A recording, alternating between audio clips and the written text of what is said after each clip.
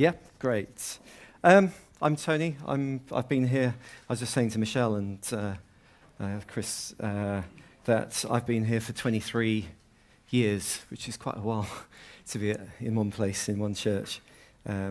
So I kind of feel that I've, gone on the journey with Oak Tree for quite a while.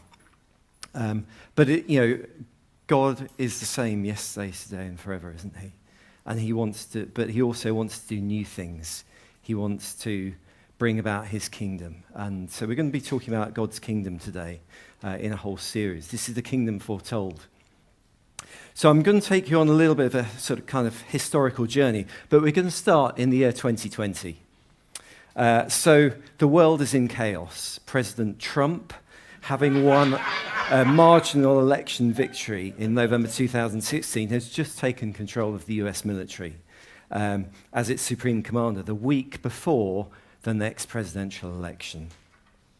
He's facing civil unrest, he's facing crashing opinion polls, and there have been violent clashes between white supremacist militant groups and Black Lives Matter supporters.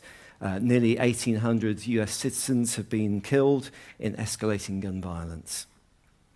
So he declares this state of emergency and gives support to the local militias.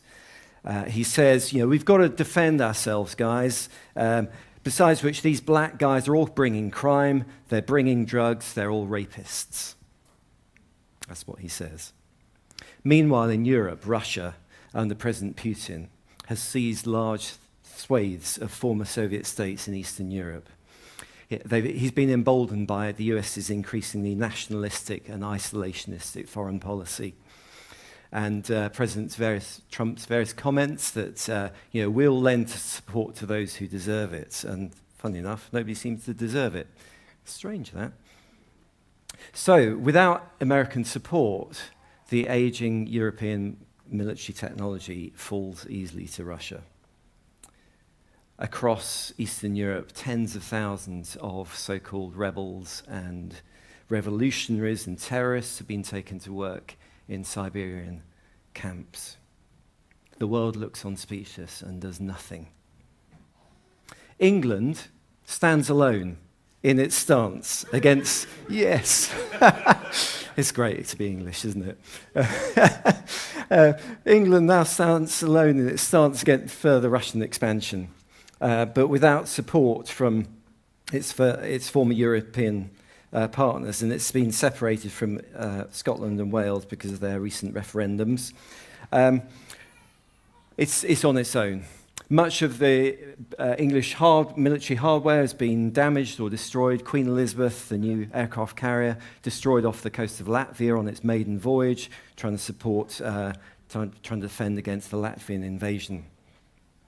England itself is now under threat of invasion. And on the eve of what is likely to be the Russian invasion of England, a guy stands up, Ives Smith, and he says, peace is coming. A new ruler who'll bring order out of chaos is coming. And no, he's not talking about Charles, and he's not talking about William V of England. So the tabloids, of course, they're kind of, they speak out against this crazy lunatic. They say, the Sun says, Ives Smith, crackpot turned prophet. The Times says, Ives Smith predicts fall of Russia on eve of invasion. Okay, so, a little bit of a fantasy, a little bit of a kind of what-if scenario. We're just going to take a little journey with Doctor Who in his time machine in the TARDIS, and we're going to go back a few thousand years. We're going to go back to the time of Assyria, or Assyria. So, there we go. Map of the Middle East. The green is sort of, the dark green bit is Assyria a little bit before we're speaking, 824 BC. And 671 is the lighter green, so obviously they've expanded. Isaiah, around the time 720 BC that we're talking, Assyria is poised to invade Israel. Assyria was probably one of the most violent military kingdoms on earth. There's all kinds of records that they've left. Pretty gruesome reading, actually. Spikes with impaled heads, lots of body parts all over the place. There's all kinds of things from their kings saying, what they did to their prisoners. I captured soldiers alive and erected them on stakes before their cities. Ashurbanipal II tells us. Wow, gruesome stuff. And, this is the situation that Isaiah comes into. So a little timeline. Here we go. Probably difficult to read that, but that's time. And the patch that we're looking at is that kind of vertical purplish band. And there's Isaiah in the middle, the grey bit with the shadow. That's Isaiah. So he's sort of across that time. You can see all the kings of Assyria along the bottom. And up there, it says, this is the spoiler, by the way, carried away to Assyria. So this piece that he's prophesying doesn't seem to have happened yet, does it? So that's a spoiler. So Isaiah bursts in. And just before we go on, a little bit about this branch. So the branch appears in various places all over the Old Testament. And he talks about this branch appearing. The Spirit of the Lord will rest on him. He's mentioned in Isaiah 4 verse 2, that day the branch of the Lord will be beautiful and glorious, and the fruit of the land will be pride and glory of the survivors in Israel. Jeremiah says, the days are coming when I'll raise up for David a righteous branch, a king who'll reign wisely and do what is just and right in the land. Jeremiah also says, in those days and at that time, I'll make a righteous branch sprout from David's line. He'll do what is just and right in the land. And then Zechariah talks about this branch. I'm going to bring my servant, the branch, and I will remove the sin of this land in a single day. Wow. So the branch is clearly talking about Jesus from the various prophecies that we talk about. That's maybe a kind of slightly big jump for people to make, but the branch is talking about Jesus. So Isaiah bursts onto the scene and he says all kinds of things. He sort of goes, doom to you, various dooms. So chapters 1 to 10, really quick summary. Guys, you messed up really bad. You're a bunch of hypocrites. Your services, feasts and festivals are just for show, and you've got no interest in seeking justice or defending the fatherless or widows. You embrace pagan customs. You make yourselves rich from other people's pain and hardship. But this will end, and your so-called fragrance will become a stench. And he goes on quite a lot about those who call evil good, good evil, who turn darkness into light. Who put darkness for light and light for darkness. Who put bitter for sweet and sweet for bitter. Woe to those who are wise in their own eyes and clever in their own sight. So, all kinds of things that he's talking about. This is Isaiah's scroll. But ultimately we get to chapter 11, which is where we're starting. So a bit of background.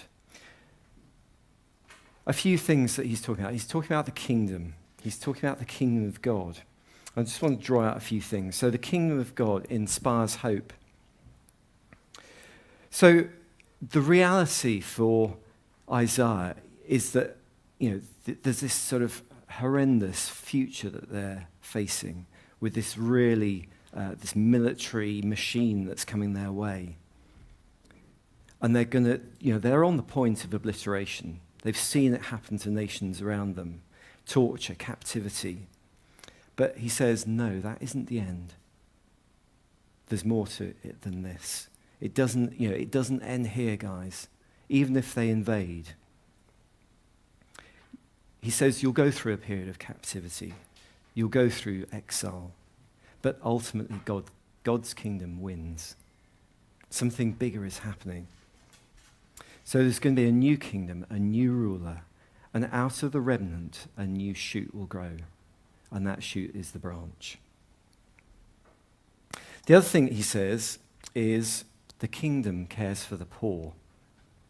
A lot of the focus previously has been on, actually, guys, you've messed up and you don't look after the poor amongst you.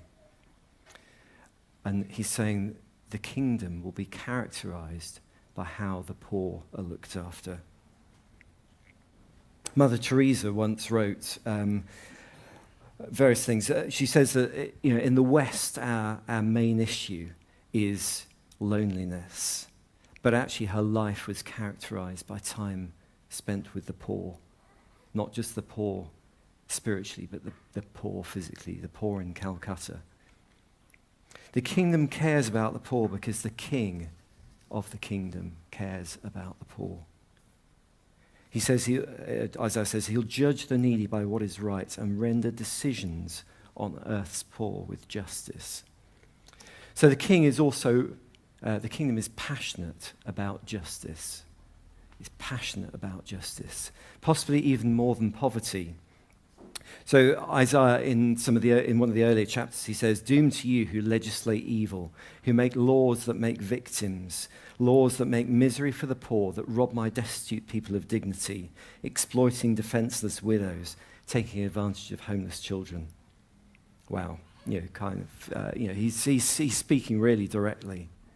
And, I think one of the things that we need to listen to is that direct voice. I think time after time in the Bible, God speaks out through his prophets and also through Jesus, about how we look after the poor, how we create justice, how we speak out for justice. The kingdom is also inclusive. The root of Jesse will be a rallying banner for all peoples. The nations will all come to him. His headquarters will be glorious. Wow. A rallying banner for all peoples. That's what we want to be, isn't it? A rallying banner. Now, I've got, from Wednesday, Nikki's notes. So Nikki spoke really fantastically on Wednesday at the Prayer Central meeting, or the Lord's Prayer meeting, about your kingdom come. And this is what we're calling for, isn't it? This is what we're praying for. Your kingdom come. Your kingdom, which is about the poor. It's about justice. It's about being inclusive. It's about being a place of hope. So the kingdom has got implications for us as a church, but also as individuals. We need to respond to what God is saying here. What does the kingdom mean for us? So we need to be a church that inspires hope. Do we care? Do we care? Do we believe? Do we believe in this time that we have got something meaningful to say? Do we believe it, guys? We need to be a place where people get healed, but also we need to be a place that sends people out, that becomes missional, that brings God's hope, his hope and light into people's hearts. Tim was sharing yesterday about a funeral service that he went to. There was this mother of a 16-year-old who'd committed suicide. And at the end of the service, she said, she stood up and said, "It doesn't have to be this way." And then proceeded to share her testimony, her hope in Jesus. And a lot of people were touched. You see, the tragic reality is that we live in the now and the not yet. This kingdom that Isaiah is talking about doesn't happen straight away.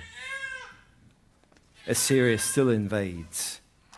So we're in a battle where good ultimately wins, where the kingdom comes. But we also have a role to play in making that kingdom happen. So, how can we do it? One of the really exciting things yesterday was hearing Tim talking about, being, what do you call, not contagious, contaminating the world with our holiness, God's holiness working in us, God working through us. And Jesus frequently talked about how a little yeast leavens the whole dough. It doesn't take more than a tiny amount of yeast to create a loaf of bread that's full of life. And a little bit of light actually shuts out the darkness. There's a great song, Roger Waters, Pink Floyd, anybody? Or am I just that old? Pink Floyd. Anyway, he wrote this song, which is actually about the Serbian war, the kind of genocide and so on. And what this song is about this woman who helps somebody on the other side. And it's got this line in it, which is, and each small candle lights a corner of the dark. That's who we are as a church. We are lighting candles in the darkness, and the darkness disappears when light comes. So we need to be a church that cares for the poor, don't we? I love the fact that Teresa and Ruth are involved in CAP. It's been one of our Christians Against Poverty, debt counselling agency. It's been one of our most effective missions, our most effective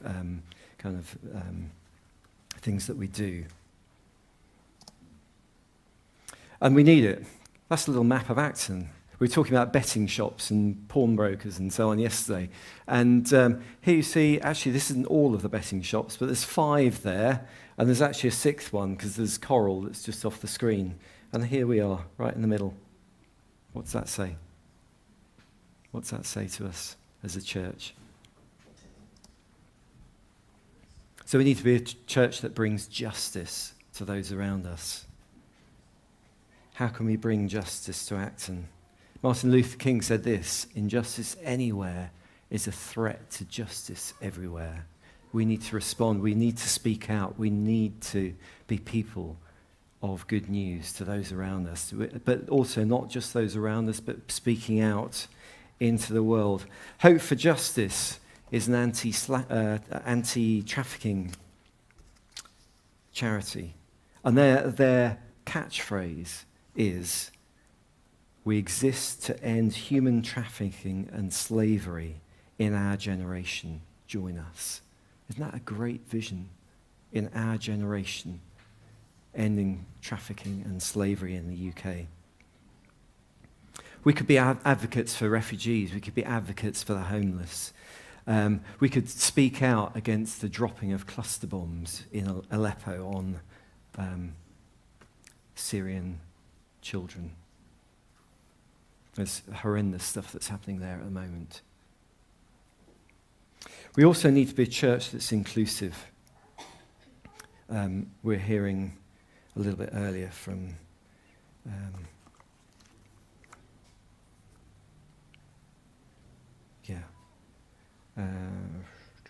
sorry. God's kingdom is a banner, is a rallying banner for all nations. And it's a headquarters of God's kingdom on earth, which reflects his glory. Isn't that great? Do we want to be that place? Do we want to reflect God's glory to those around us? He lives in us. His Spirit is in us. There's this great quote, what can I do about this? So going beyond the what can we as a church. Robert F. Kennedy, few will have the greatness to bend history itself, but each of us can work to change a small portion of events. It is from numberless diverse acts of courage that human history is shaped.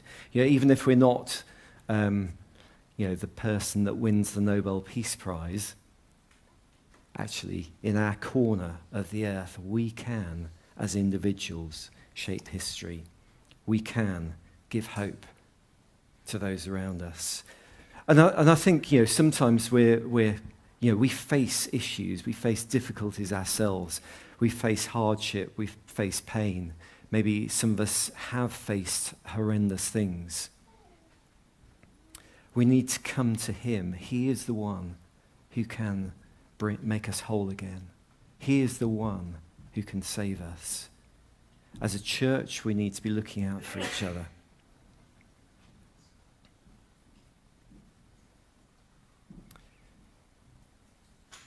So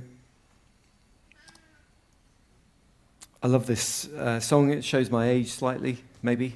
It's a Delirious song from, when was it? Early 90s, maybe? Mid-90s? History Maker. Who here has come across it? Yeah. But I love this. Is it true today that when people pray, we'll see dead men rise and the blind set free? Yes, it's true, and I believe it. I'm living for you. There's real hope in there, isn't there? I'm going to be a history maker in this land. I'm going to be a speaker of truth to all mankind. Wow.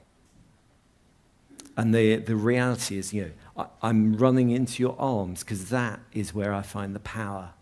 That's where I find the power, the encouragement, the hope that I need in order to speak out, in order to be that person that speaks out and brings truth, brings hope to others. So how can I go about caring for the poor as me? There's all kinds of opportunities. There's opportunities through CAP. There's opportunities through just looking out for the people come amongst us, looking out for the homeless. All kinds of opportunities to get involved. If you want to hear more about CAP, there's leaflets at the back. You could speak to Teresa. You could speak to Ruth, who's up in Creche. Okay. We need to fight for justice. As I said, lots of betting shops, pawnbrokers, a lot of people in debt, a lot of people in situations where they're being oppressed, and we have something to say to them. We have hope that we can bring them. Desmond Tutu: if you're neutral in situations of injustice, you've chosen the side of the oppressor. That's quite challenging, isn't it? Let's not be neutral. Let's put ourselves in gear. Yeah? So, lastly, how do I go about welcoming the outsider? And what is an outsider? I don't know whether anybody knows John Green. He wrote The Fault in Our Stars, which I think both my daughters have read, which is kind of a book about teen love and cancer and so on. But he's quite an avid video blogger, so he does loads of stuff on YouTube. And one of them is about this charity in Bangladesh. He's quite a geeky kind of guy. He's a bit like me. And he's sort of got this really intense, sort of right up here in the camera, and he's kind of speaking quite intensely about this charity in Bangladesh. And he says this thing during it. He says, there is no them, only facets of us. And that's how we need to be looking at those around us, looking at those who are maybe different from us, maybe different from you, from me, but actually each one of those is one of God's children, one of God's people. And Jesus is the banner to which those people can rally.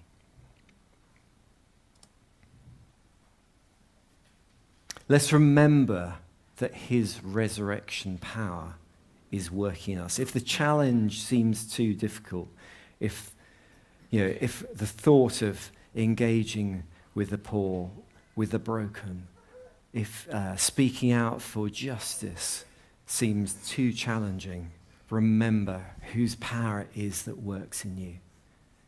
Jesus' power. He is the one who can give us everything that we need for life, for godliness, for holiness. He has done a transforming work in us, and through that transforming power, we are able to speak and bring hope and life and a future to those around us. So I think, there's a bit of a challenge there. Isaiah was most challenging to the religious people of his time, as was Jesus. It's a bit of a pattern, isn't it? And the one thing that is spoken about most strongly by those people is about how we interact with the poor. How are we going to bring God's justice to those people? So that's our challenge, I think. as individuals, as a church, but remembering that God's power is at work in us. He will give us what we need. We're going to have a bit of a time for ministry. Have we got time? Not a lot. No? What's not a lot? Oh, it's past 6. So Anyone, if you calls, and what we'll do is I'll close, but then we can go over there. yeah, okay. Okay, so have I just turned myself off? No.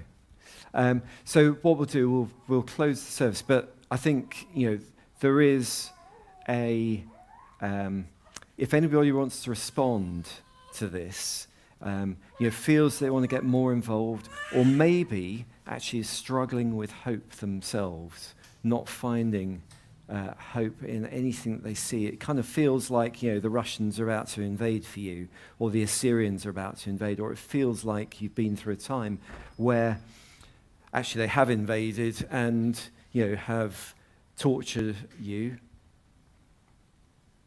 sort of metaphorically speaking. If it feels like that, if life feels really tough, don't go away from here without having been prayed for.